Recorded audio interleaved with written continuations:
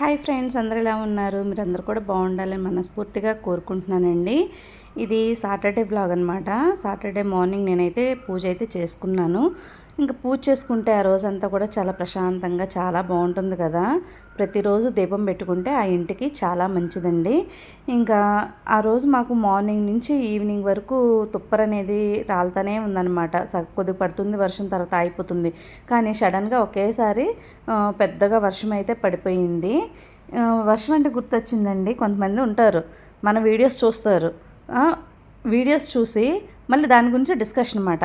ఈరోజు వర్షం పడిందని పెట్టింది, ఈరోజు అక్కడికి వెళ్ళారు ఇక్కడికి వెళ్ళారు, ప్రతిదీ వీడియో తీసి పెడుతుంది. అంటే ఇప్పుడు మనం సోషల్ మీడియాలో ఉన్నప్పుడు ఇప్పుడు యూట్యూబ్లో వీడియో పోస్ట్ చేయాలి అంటే ఇది కూడా ఒక జాబే కదా.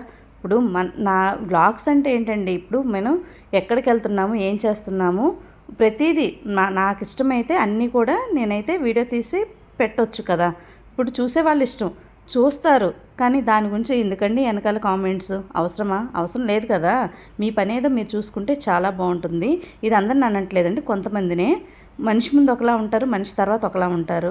ఇదేనండి ఇప్పుడు ఉన్న జరుగుతుంది. ఏంటి అంటే ఫస్ట్ కనిపించానుగా హాయ్ అంటారు, ఆ తర్వాత వెనకాల మన ఇష్టం, వాళ్ళు వెళ్ళిపోయిన తర్వాత వాళ్ళ గురించి మాటలు.